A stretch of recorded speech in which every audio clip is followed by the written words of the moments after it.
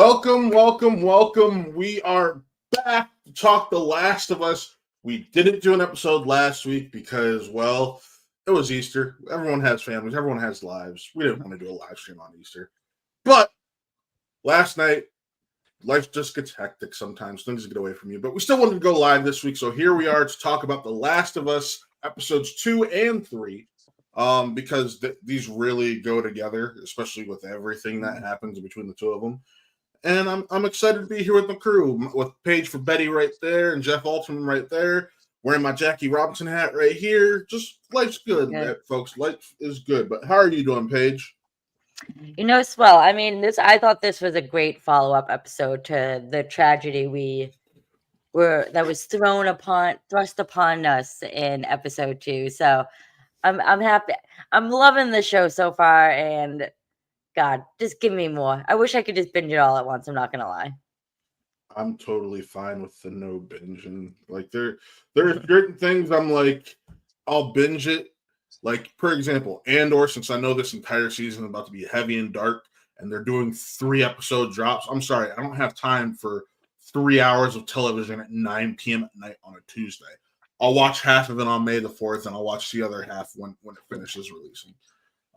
But I hate the binge model personally.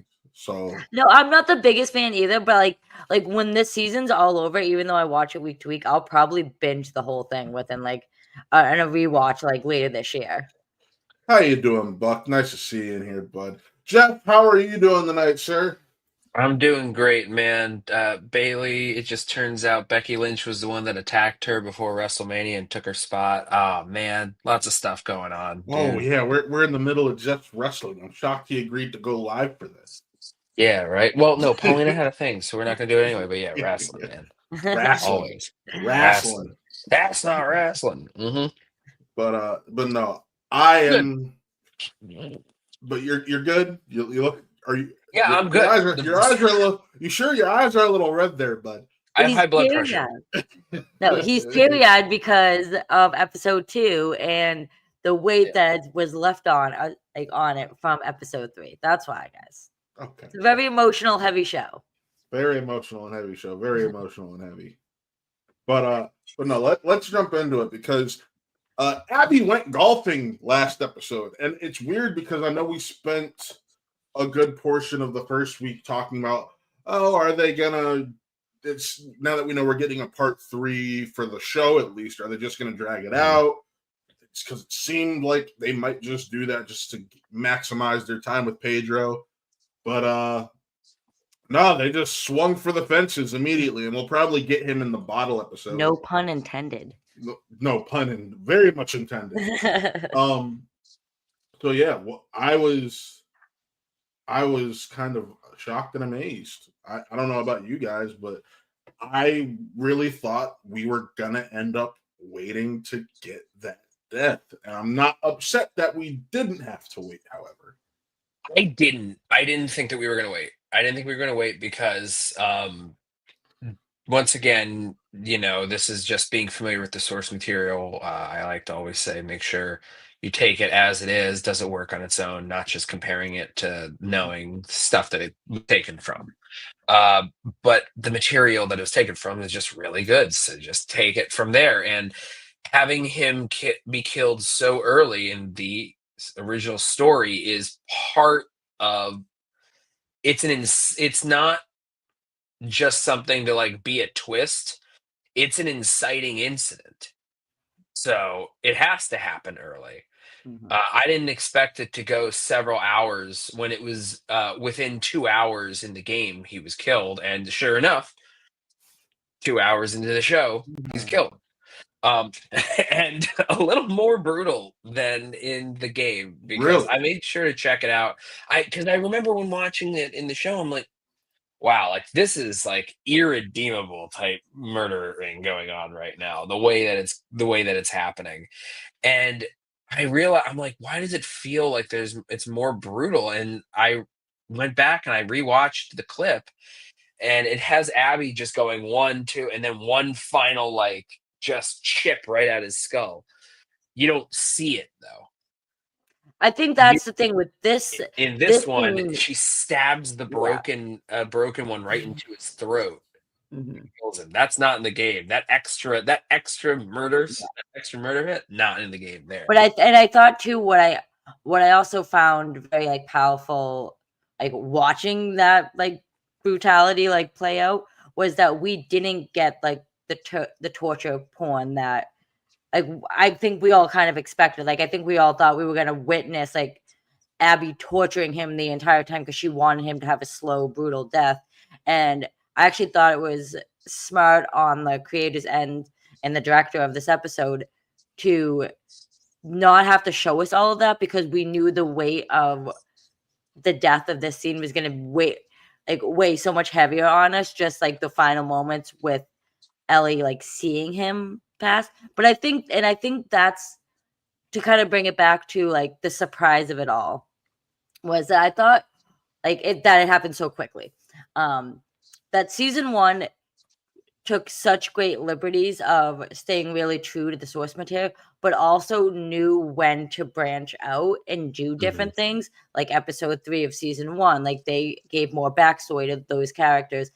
I think this episode 2 did such a good job of staying true to the material of, yeah, Joel is gonna die early on. Like this is what actually starts like the second game. Like this is where we start to see the revenge and how far like we are willing to go kind of and like become the monsters we don't want to be. Which I kind of found fascinating, because I really did think with this game being split into 2, well, this season being split into 2 seasons, that I personally thought this was going to happen penultimate episode, but they stuck with the source material because it is so like brilliant, Crucial to the rest. It's crucial to everything. Happened at the beginning. Yeah, it had to have. And yeah, I also just thought it was funny. It was definitely a coincidence that it was also the same day that the Masters started as well for golfing. Ended. Masters end on Sunday. Oh, they ended on Sunday. But yeah, I just thought that was funny though, that what a coincidence, because obviously that wasn't meant to happen. But I will say shout out to the director though, because I do forget his name off the top of my head, but he's also the guy that directed Mark Mylod. Yes, who directed The Menu, and he also directed the episode of Succession of the death of Brian Connor's wedding. Yes, Connor's wedding. I couldn't think of He's directed some great, huge, impactful episodes of Game of Thrones. He's a really great television director, and his movie stuff is a little more limited. He made the first Sacha Baron Cohen HBO character movie, which is wild to think of when you then see he made The Menu and Game of Thrones. Like weird differences there, but he's great. He's a very strong director. He's also the showrunner for the new Harry Potter series, so he's public enemy number 1 for a lot of people. But you know what though, with that talent, but with that talent though, like I trust. Like that's not what I mean, Paige. I know. But I don't know. I mean, also I am curious with you guys too on the invasion of Jacksonville. Like that isn't in the game, right? I believe it isn't. No. So I thought that I don't believe it is. That was huge. That was a huge difference. Yeah. And I actually thought that was brilliant, because it kind of relates to in episode 3 that like Joel is like Ellie isn't the only person that lost someone that day. Yep. And I think like obviously like Tommy lost his brother, like Dina also lost someone that she cared about, but like also that people in the town lost people that they cared so much about. And I mean, when we get into episode 3, we'll talk about it, but I thought it was actually kind of brilliant to have those two like big experiential events occur at the same time, because it shows that one, Jacksonville isn't this indestructible community, but they're still at the same time in their heart, like it is just like the people there. You can break down the walls, but the people are still going to stick together. Mm-hmm. Yeah, it's I really like how they I know I'm kind of reaching over into episode 3, but we're kind of just talking about them both right now. Yeah. Um, I really do like how they utilize this attack as a great contrast to try to justify. It's sort of like it's a contrivance of the way to make it so that it has to be Ellie and Dina leaving on their own. Mhm. But the way they do it, it's really impactful. It really means something. Um, I agree with everything you said. Yeah. But I also think too, like I like the third episode really, even though like I guess not much happens in it, it is the grieving episode because like us as an audience, like we get to actually grieve Joel, which I thought was really nice. Because that was my biggest thing. I was like scared of once Joel was gone, like, are we gonna feel that absence? Mhm. Like, is that gonna like is there gonna be a void missing? Which I actually thought was crazy that if you watch the opening of the newest episode, there used to be two like shadows in the background, No, and then there's there only was one. only one. Mhm. So like Mhm. they're brilliant with what they're doing and having like this weight really like be felt. But I also just thought like we got to see a new duo though rise within this, which was Dina and Ellie. So Mhm. Yeah. No. And I think, listen, Isabella Marquez is quickly becoming one of my favorite working actresses, and she is just Door in the absolutely Lost stunning. City of Gold is so good, guys. It is very solid. It's a Uh, really fun. It's a really fun movie Jeremy, from Nick Stoller this, and crew. this Bella's scream nearly broke me. Yup. yes. Oh, You know what honestly broke me was in the first 5 seconds when Tommy's cleaning up Joel's body and he says, just like, give Sarah my Jeremy, my love. love. Yup. Because it really does show like not only did like I mentioned, not only did Ellie lose someone, like Tommy lost his brother, like Dino lost a friend, which was Joel, like obviously Ellie lost her father figure, but everyone else in town too, like They they lost a lot of also people. they lost a lot of people. And I Mhm. think like that's like one of the biggest like takeaways, even though like all this loss happened, like even though it has been 3 months since it occurred, like the community has to move forward. And we also know something else that I believe is a unique thing with the show is the expanding like the through the vines like in the pipes, how it's the expanding Mhm. virus stuff. How do you remember how it showed the guy before the attack? That guy saw it, he witnessed it, and he was going to go tell about it. And then they got attacked, so he wasn't able to, and then he died. So we saw another random person. Yeah, we just saw there are plenty of people that we don't even know of that died that other people Mhm. can think of. But also we know that they need to try to move forward, but they still aren't safe because we know that there's something else still coming Yeah, the from under fungus their is own actually from under getting their feet. yeah, it's Yeah. adapting and becoming more and more smarter as like Hmm. time goes on, which is actually kind of more terrifying. And the fact that we actually didn't get any why can't I think of what they're called off the top of my head? Clicker. We got no clickers in this episode, which I actually kind of liked. Yeah. Because it was this episode to kind of see where everyone is at since so much loss occurred. Um, and I mean, we kind of get this.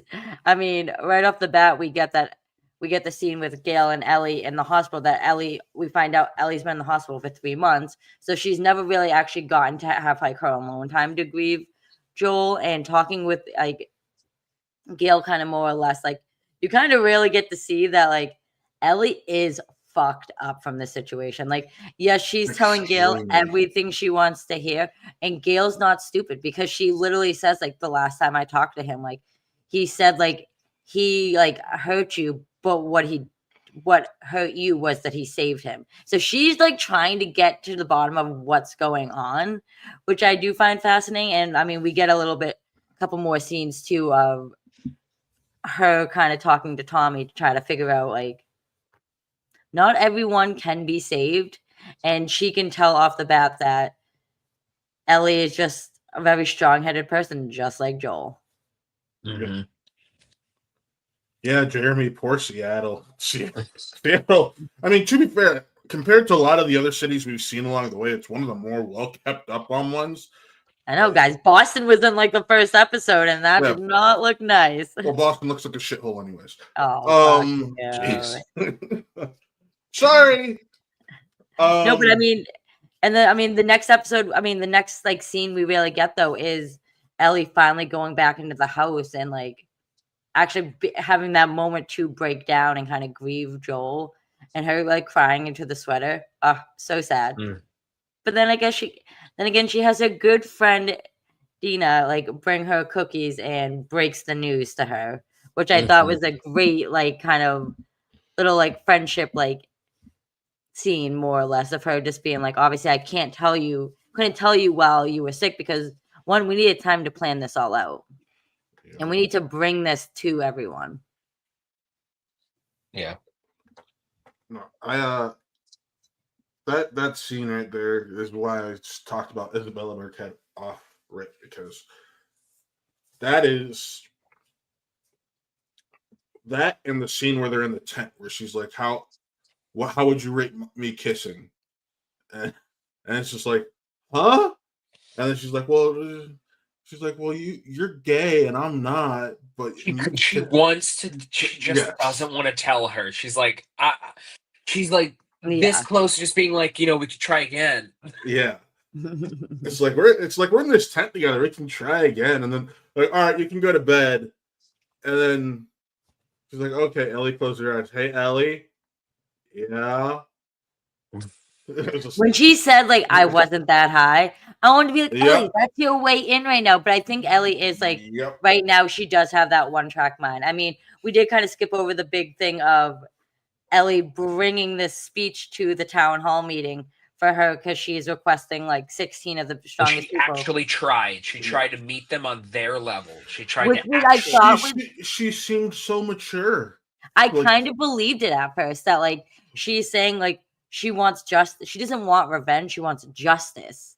And like when you really do come down and like think about it, what is the difference between justice and revenge?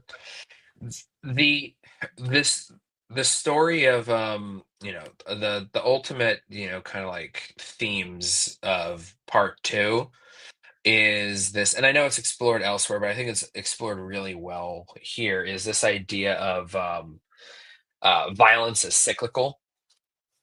So they killed all these people to try to get to the Firefly base, and so then Joel, turns out the Firefly people always kill people, so then Joel killed all the Fireflies there, and as a result now people went and they killed Joel, and that would mean that Ellie would want to go and kill them, but like, when's it all gonna end? It's just people killing people to kill people. And I think it's going to be a really interesting exploration to see how they navigate these many different threads they're introducing too, that we haven't talked about. A couple things that we'll touch on real quick, and how any may or may not be able to contribute to breaking that cycle. There's that cult. Yes. The cult there, we got to just see a little brief bit of, and it was pretty horrifying. Which I thought was fascinating too, because like it had like a father-daughter leading the crowd, which obviously very reminiscent of Ellie and Joel. But like obviously they use whistles to communicate, and they have these brutal like scars on the side of their face, kind of like Joker-esque. And they're talking about this prophecy, and they're kind of talking about like telling the truth and like lying, and that like the prophecy like. No, I don't know. Like it was this very like metaphorical thing that I really was interested, because I was like, are these just like crazy whacked out people? But like I think their community was like religion based, as in of course like Jacksonville is just like survival based, like trying to rebuild society. And then also obviously you have Seattle, which is like a military like soldier based kind of in a sense. So it is interesting to see. It kind of does remind me a little bit of The Walking Dead, when you're seeing these different tribes kind of more or less like play out. But then also like I'm curious about them. Like I haven't played the game. Like I haven't watched the gameplay in a while. Like I'm curious if we get more information about this cult. I'm not quite sure. But I am curious to kind You of will learn get to more. learn a lot more, as like the one playing. Yeah, they're going to explore a lot more of that there. Cool. Okay. So I was definitely interested in that. And it's an extension. It's another one of those many things of like, oh, now we are the monsters. Yeah. But there's many different kinds of monsters, just like the clickers and the bloaters. There's different kinds of those monsters. Mm-hmm. So we're all dangerous in different ways. That's very reductive as a way to try to describe what they're doing. I really No, like it. definitely. It feels just like it. It's really hard to have them explore the season the way that the game is structured. Since it's like you play like the first half, like you play like 40% of the game as Ellie, and then you play another like 40% of the game as Abby, just like a solid chunk. So there's a huge difference in how it's being portrayed here. It makes me think of Game of Thrones. There's like the fourth and fifth book in the series. They have like completely different characters. Like Tyrion is only in like book 5. He's not in book 4. All of his story is running concurrently with book 4, or all happening in book 5, like stuff like that. But Mm-hmm. in the show, they're just kind of doing everything at once. They're not And that's doing what I like was. one Yeah. season of that and then him. Yeah, that's what it appears to be because obviously Abby Caitlin Dever wasn't in this episode, and I also read somewhere too that she may be contending for like Guest. guest star. That's the So I other was thing I like, was going to bring that up, means though. she's That in less than it's half. interesting. Yes, because there's only 7 episodes. Mm-hmm. Now she's been in 2 episodes. We didn't see her in this 3rd episode. Nope, we did not. So she should, if the rules are what I think if they still stand, that you have to be in less than half of the episodes, because Yeah. there's 7 episodes, that would mean that she should only show up in maybe one more. Yep. Which Okay. maybe they are actually then doing that, but it's interesting just the way it's structured. And the game and the story is much more sprawling. It feels bigger and more ambitious. It feels messy, kind of shaggy, like it goes on too long in different spots. And just because the structure is so strange, it feels weird how it's kind of paced. But ultimately, I find it to be like super rewarding in that way. I'm wondering how they're going to translate that into this, where they're kind of changing things up at the same time too. Is it going to make it more messy? Is it going to make it more shaggy, or is it going to add to it? I'm really curious. I like what they're doing. Matt, bring up Jeremy's last comment, because it is an interesting thing. Like I do wonder with him saying like, I wonder if they're gonna have more solo episodes of Caitlin or saving it for season 3.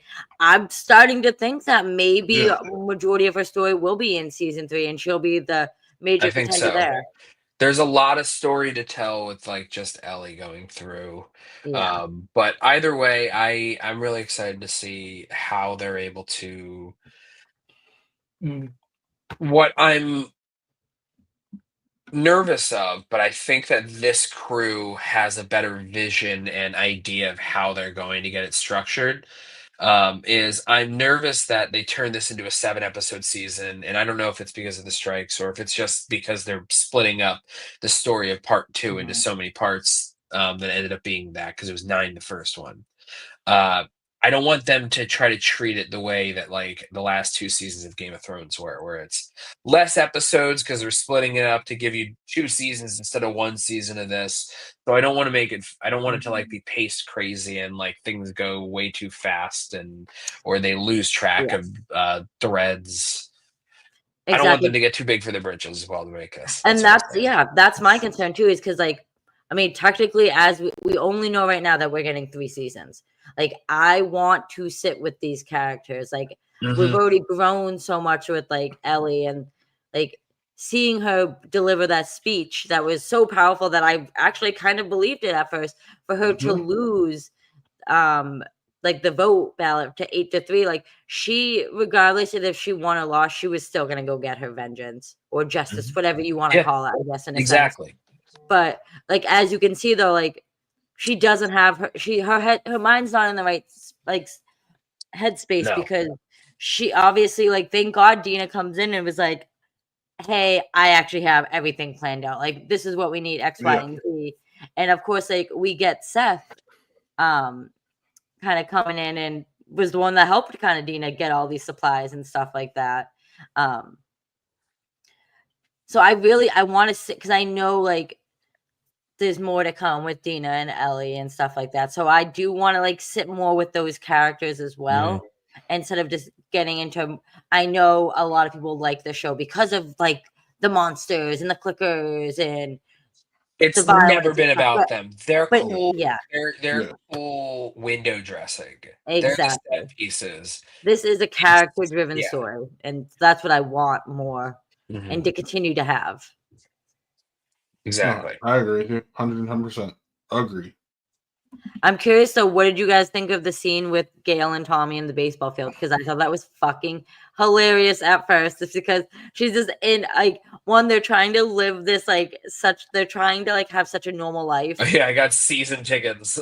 Yeah, to the Dodgers. Like she's literally in the middle of the fucking baseball field. Like not just like on this like on the She's just in bleachers. the field while they're playing a game. Like she knows they're not going to hit a ball that hard.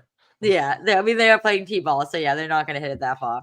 But like there was a big moment with Gail and Tommy talking about like nurture versus nature, and she kind of pretty much like applied that like there's kind of no saving Ellie. And that she's so much like Joel.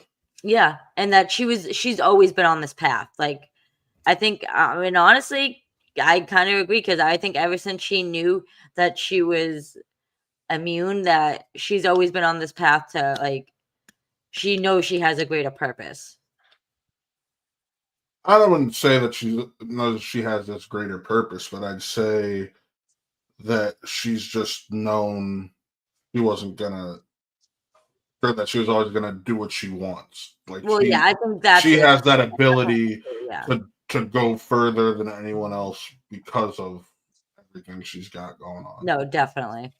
I did, but like I said kind of before too, like Gail is trying to figure out like Gail knows something's up between what happened between Joel and Ellie, and like I think I don't know. I think she wants to get to the truth of that, and I think obviously the truth is that she's a psychologist, of course. Yeah, no, exactly. But like she does mention too, like she doesn't have. She does. That's literally like she wants to get to the bottom of it. Mm-hmm. What's wrong with you? How is that affecting you psychologically? Of course she does. She said it. She made it explicitly clear. That is true. And I mean, she doesn't have anyone else to like. She doesn't have a therapist she can talk to, so it's booze and weed for her. Like seeing a random baseball game in a zombie apocalypse is funny. It's also funny considering it's like 6 months after half of the people in this town have been murdered. They needed a reprieve. I know. All right. Exactly. Everything kind of sucks. If you couldn't tell. You have to try to live. You got to think. It's unfortunate, but like life has to go on. Yes. And especially like for this community that is in the middle of an apocalypse, like are just trying to just have this like normalcy. And I do think that is really important. And that's why I like this show so much more than I did The Walking Dead, because in The Walking Dead, every human was a piece of shit to each other. And I'm just like, would we all really be like that? Yes. I hope not. I mean, yeah, maybe. But like those tribes were kind of crazy. Like I hope there would be more Jacksonvilles out there than there would be psycho cult killers and shit like that. I hope so, but yeah, I hope so. Yeah, but who knows actually when it comes down to it. But yeah, that's thoughts.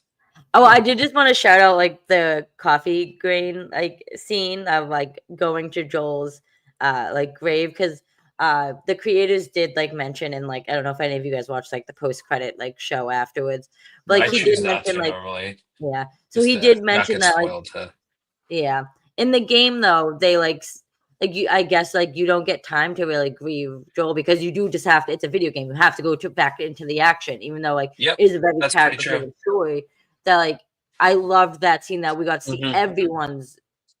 I wanted to bring this up actually earlier. Yeah, Paulina, we're watching it, and Paulina, she had gotten her eyelashes done earlier in the day, and you can't have like you can't get them wet for Yep, you 24 can't hours. cry. Yep. And then we're watching this, and it's that exact moment, and she's like, "I love that they're giving to like this is the moment she gets to be like," and she's like, "No, I can't do it. I can't do it." She's like literally going like this, like. I'm a guy, and I feel fortunate that I don't have to deal with that stuff. You could if you want to, man. Yeah, no one's judging you. I said that I don't have to. Yeah, well, It's a choice. Implying it's a choice. It's a choice for That's anyone. That's what I'm. Guys don't feel as much the need to keep up with beauty stuff as much. Whatever. Okay, all right. No one prompted that part of the conversation. But I'm just saying. She chose to do that, and then I'm she just cried. saying. Very emotional scene. I don't cry at things, but I cry at think it was everything. definitely emotional. Yeah, I cried at everything, and I did think it was very like the cinematography. I just thought was like gorgeous too, of this like the sun rising and them at the graves, like because not only you get to see like Joel's like stone, but you get to see all the other people that passed away that day, and it really does like just makes it such a bigger picture of like so many people did lose so many people that day. That I understand why they couldn't make the decision that they did to send out a team with them. But it honestly, helps you appreciate the gravity of the decision. Exactly. But also too, like, I mean, to kind of just like speed through it a little bit, like they finally make it to Seattle. Looks peaceful and quiet there. Mm-hmm. Little do they know they are walking into a freaking war zone. Yep. So maybe it is smarter that there's only 2 of them because it's easier to hide 2 people than 16. But at the same it time, becomes a sneak game.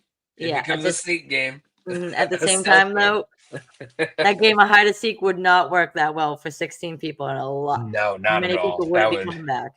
Yeah. But what do you guys think in the comments? Let us know. We want to know. We normally will come in and reply to any comments we see in the video. So comment what you think. Yeah, you comment, then we'll respond. It helps with the algorithm, right? Yes, it helps with the algorithm. Plus, it has fun. We have fun in some of the comments, or we call the interaction makes it funner. Yes. Yeah, that's a word. Funner. Funner, more fun. Sorry, guys. I'm tired. It's 10:04. Yeah, I'm tired as well. I have to feed the cats. But yeah, no, great episode. Yes, it was more of a somber episode, but I thought it tied really well into the tragedy that was thrust upon us in episode 2. If they're taking their time, having it be this many, episodes for, how many seasons or whatever to tell the story, give them that extra time. That make that extra time worth it. Exactly. I think it is. I agree. I do too. But with that, folks, that is our Last of Us episode 2 and 3 review. You can follow all of us here at What Real Entertainment. We'll be back not this Sunday because it is May the 4th, so we'll do another 2-episode review the following week, and then we should be fine to do the finale. Yeah, maybe because it's Memorial Day weekend for the finale. Okay, I was about to say we should. So we'll at least do episode 6. We'll see what's going on. We'll do it that Monday. We'll make sure because that is actual Memorial Day. Paige. That is actually Memorial Day. So we'll figure it out. But, yeah. This is not The Last of Us. You will see us reviewing and the Cleveland Cavaliers have swept the Miami Heat. Go Cavs! Better than the Celtics. Anyways, yeah, I saw their score right before the halftime, and I was like, "Wow, that's crazy." They won by 50. Yeah, they looked like they were up about 50 at halftime, and I was like, "Oh wow, that's." It was like 75-30 or something that I was like looking at. It looked crazy. But with that, folks, goodbye, everyone. Signing off. I am Matt. That is Paige, and that is Geoff. And this was another Last of Us reaction review, whatever you want to call it. We'll see you next time. Peace. Goodbye.